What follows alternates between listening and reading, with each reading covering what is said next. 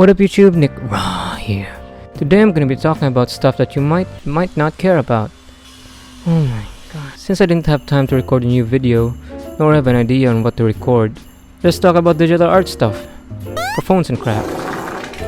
I know the struggles of finding a program that is easy and comfortable to use. Keep in mind though that I'm in no way an expert when it comes to art or digital art programs. Just so you know in advance, they suck. But I can guess that the majority of us first started drawing traditionally on school notebooks. It's a hard time using our fat fingers to draw digitally on our phones. For that problem though, there's really not much you can do about it, but just get used to it. And by that I mean keep drawing on your phone until your brain just decides you can kinda do it, but not really. When it comes to apps, there's a lot of them. But I know one thing though. Stop using Flip-a-Clip as a drawing app. Like, what the fuck? I've been guilty in doing this, and I even uploaded a video of me using it as a drawing app in this channel when I was a young gentleman. That was just because I didn't know how to record my speed paint and just use Flip-a-Clip as like a weird PowerPoint presentation thing to upload on YouTube. I don't know, okay, it was cringe. I'm sorry. I want to delete it so bad, but it's part of history. So I'm just gonna leave it at that. In short, just don't do it. The app was intended for animation, not illustrations. All it does is make you cringe when you look back at it, so no, stop. I understand how overwhelming it can be to try out digital art. So for this video, I'll give you guys 3 apps I recommend for drawing digitally. Why 3? Because I've only used 3. Yep, so that means iPad, Apple, Pineapple, Wizard exclusive stuff aren't here. So this video is Officially Android friendly, I think. And also remember that these are just my recommendation based on my thoughts when I use these apps. These are not in order, and I'm not trying to say one program is better than the other. That is also why I'm giving you guys 3 apps to choose from, since at the end of the day, it's your preference that matters. And it's best for you to find out what app is most comfortable to you. Starting with number 3, we got Autodesk. This was the first app I used to draw digitally, and from my experience, it's one of the most beginner-friendly ones. Everything is neat, so it's not confusing to look at.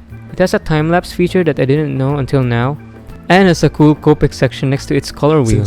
Keep in mind that the last time I used this app was when I was a stupid kid, so my memory about this app is not fresh, but I'm pretty sure the only reason I switched to another app was because it was too beginner-friendly for me later on. Like I wanted to try something big and new, I guess, but I had a hard time doing it on this program. Don't get me wrong, it was my second most used drawing app, and it definitely helped me get started drawing digitally.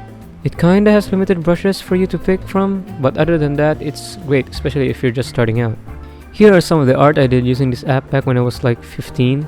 They're not good, but these are what I made when I first started out drawing digitally. Just a bunch of animes, you'll see that pattern once we go through the video. Okay, number 2 we got Medibang. I don't know if it's pronounced that way, again, but I'm just gonna call it that. I know the PC version is already well known, but for this video I'm going to talk about the mobile version. And Boy, what can I say? I use an iPhone for drawing on my phone, so the screen isn't that big at all, and I can safely say that it does not help me not get confused looking at this screen. I remembered when I switched to this app, it was so overwhelming. I kept on looking up guides that explains what each icon does. Coming back to it, I still get confused, but don't be afraid to try it out because I genuinely think it's a great app. I've seen a lot of people make cool art with this, and they even provide you with already made artworks to look at, showing you what you can make using the app. I also just found out that they allow you to get more brushes, so that's cool. For me though, I had a hard time adjusting to its look, probably because of my inexperience and the size of my phone, so I switched to another app, one that I still use to this day. Here are some of the arts I made in the app when I was 17, so literally a year ago. Finally at number 3 we got Ibispaintx. I don't know if that's what it's called, but that's how I call it though, so this app is great for making illustrations, and it's also fairly simple to look at. I'm guessing it's also beginner friendly since my cousin used it as their first digital drawing app, and it's one that I personally use, and what I was using in making the art in the background. It has a very crispy, thick, clean layout, giving you lots of room to work with. It has tons of brushes, a lot of brushes, and best of all, it allows you to save your drawings as a video, making it easy to make speed paint for lazy like me. I just think it's great, and you better believe me or I'll make. Anyways, here are the stuff I made using this app, starting from 2020 and 2021.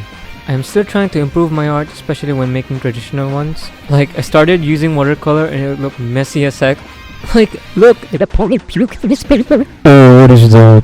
But it's part of the fun too, I guess. Anyway, I hope you enjoyed this video. This really was just an excuse for me to talk about stuff. Right now I'm trying to improve my tablet skills, and as I said before, watercolor. I suck at art, but it's the only thing you can do in school that requires no friends. Thank you for watching this video. I hope you live to see another day.